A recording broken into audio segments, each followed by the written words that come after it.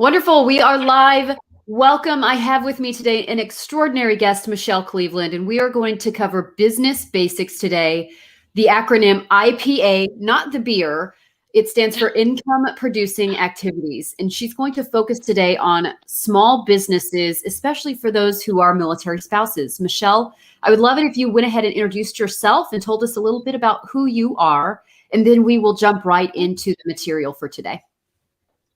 Absolutely. Thank you so much for giving me this opportunity to help other spouses. I was an Army wife for over 20 years, so I feel your pain. Been there, done that, and I totally understand. I found that a home-based business was the best fit for me. I had 4 little children, and so I always worked from home, and I learned a lot working for myself and owning a business that I'd like to share with you. I started my business, NTC LifeWorks, to enrich other people's lives, and NTC comes from the names of my 2 boys, Nicholas and Thomas. Unfortunately, we lost them to suicide in 2016, and I found my purpose was to enrich other people's lives, so that's what I do now. Getting into the business of business here, income producing activities is where the rubber meets the road. Income producing activities is what you need to keep your eye on. And the way you figure out what your IPAs are is really analyze what activities you do. And for each one, write them down and figure out which one generates income. If it doesn't generate income, you're pushing paper. So look at those income producing activities, then look at your time schedule for the week, for the previous week. How many hours, minutes, whatever time did you put into those activities? That tells you how much time you actually worked your business. Accounting, preparing papers for presentations, those are not income producing activities. Those are extra. Those are fluff. Track your income producing activities and then track how much income each hour of that activity generates. Here's the beauty of doing that. Once you know how much money you make per hour, you can look at all those other activities, figure out how long you're spending time, not investing. You're investing your time when you do IPAs because that's building your business, but you're spending your time, and time is money. So you're spending your time on those non-IPA activities. Look at how many hours you're doing on those and what could be delegated. There might be a high schooler in the neighborhood who could print things off for you or do some basic data entry for you. What are some activities that you could farm out? If you have older children, maybe there's something that you could pay them or give them some kind of incentive. Have poker chips to put into a jar. And when they have X number of poker chips for helping you in the office, they get something that you've negotiated as a treat, maybe a new pair of tennis shoes that they've had their eyes on, or a basketball, something that means something to them that you've negotiated as their treat. So figure out, be intentional with your time. Awesome. Does that make sense? It does. And I'm sitting here thinking, wow, where I live on Fort Hood, and there's an abundance of high school kids that are probably more tech savvy than I am. Exactly. It would just be a win-win-win for everybody if you were to outsource something to them, because it helps the neighborhood, it helps another military family. So let's talk, how do you recommend folks? The big piece here is, if you're not sure what is income producing and what's not income producing, tracking the time is important. So how do you have folks actually revisit step 1 and say, track your time for a week? Do you have a tool, or just do you tell people to grab a pen and a notebook paper and track your hours? What do you recommend doing? I actually do have a tool, and I'm creating a whole workbook for time management, but it's not ready yet. So watch the website. It's coming within the next couple of weeks. But if you have just a calendar that has hours blocks through the day, or you can just create it on Excel or just a blank sheet of paper.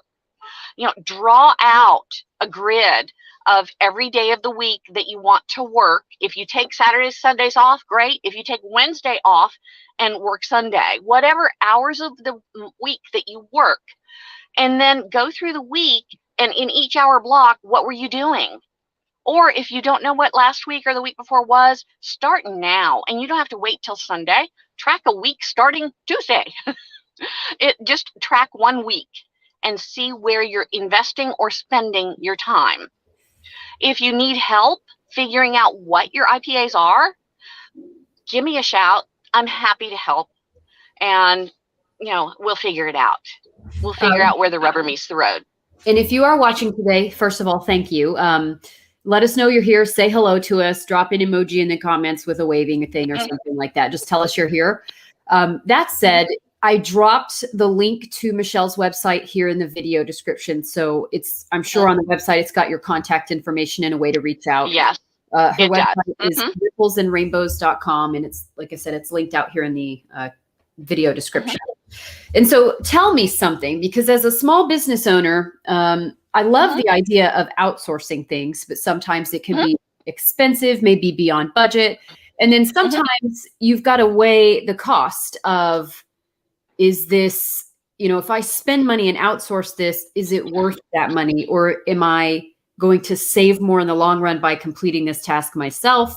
Tell me about, what to do when you're in the conundrum and you're weighing your choices of, I know this is an investment and I know this is a spend, but I'm having a hard time getting rid of these spend activities. Absolutely. There's 3 parts to it. First of all, track those IPAs so you know how much you make per hour. Once you know how much you make per hour, look how much time you're wasting on all your admin duties. And you'll be amazed if you find somebody, like you said, a high schooler who's much more tech savvy. It'll take them less time than you. So figure out how much time it would take them, not how much time it saves you, right? Figure out how much time it would take them and how much that would cost. And then using your IPA per hour, figure out, okay, can I do that much more work in a week to pay for that? That's where you do that calculation. Because, it's going to be chickens and eggs. Which came first, right? Right. If you don't hire somebody, you'll never have the money to pay for them. That's where it comes from. And then once you do that, you gotta be disciplined and do that extra IPA time. Awesome. And also having somebody depending on you for their pay makes it that much more of a commitment, and you're more likely to follow through, right? Yeah. But here's another thought on hiring a high schooler, for example, or a college student. You can give them a letter of recommendation. It gives them a job that they can put on a resume. How many times do you enter the workforce and you have nothing on your resume? So you're really doing them a favor, and you're teaching them the discipline of having a job. So they're really benefiting too. You're doing them a favor beyond just income. Yeah. Also, if there are things that you need a professional for, think about barter. What do you have or that you can do for someone else that they need for their business? I've done barter a lot, and it really works well. So give me an example. Let's think of bartering. And I'd love just to hear a few examples so that, I know in my head what I would think of as bartering for me, but give us some examples of things that you've seen work before. Oh, absolutely. Right now, my graphic designer who just is working with me on retooling my website. I help her with her business, with what I do, and she's doing my website. She came up with my stickers for my logo that I'm putting together. She's going to come to my workshop that I'm doing soon, and she's going to take pictures to add to my website, pictures of me actually doing a workshop. So all kinds of things that she's doing that she bills me for with her regular cost per hour. And then I bill her so that we make sure that we're being even. And also for taxes, you need those invoices, don't you? And so if you bill it, it would zero out, you would give a discount, or how does that work? No discount, because I'm providing her with full value and she's providing me with full value. So say, for example, she does $400 worth of work on my website. She has a credit with me of $400. Smart. And I provide at my going rate $400 worth of support to her. That's awesome. We had a wonderful comment here, and it said, if your business is a nonprofit, IRS appointed, volunteer time has a value of $27.20 per hour, which can really add up for your volunteers and something when you apply to grants in the future. So it was a good, that's a good thought. Yeah. Yeah. If you're not that's awesome. Leveraging volunteers to do some work can save money as well. Yep. And let you have more time to invest in monetary items that bring in an income. So this is a really good chat. And I think we could go on talking for days about, hold on, I'm getting a phone call and I'm afraid it's going to make my computer ring. Okay.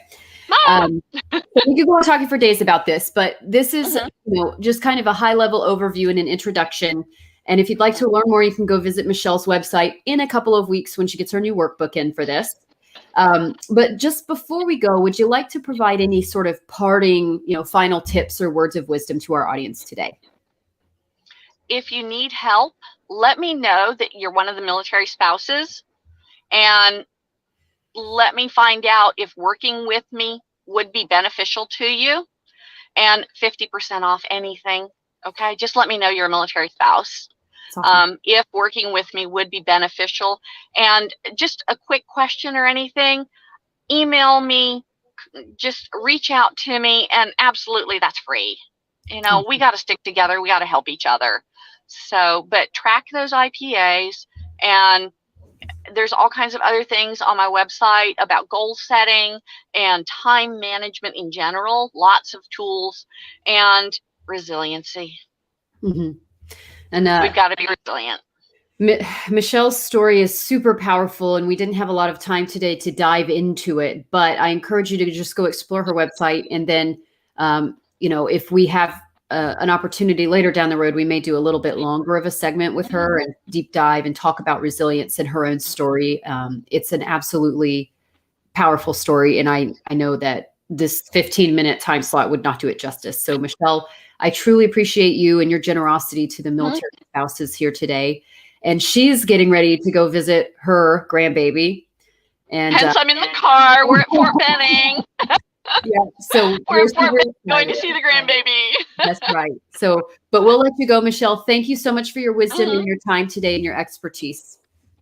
Absolutely. Thank you for giving me the opportunity to give back.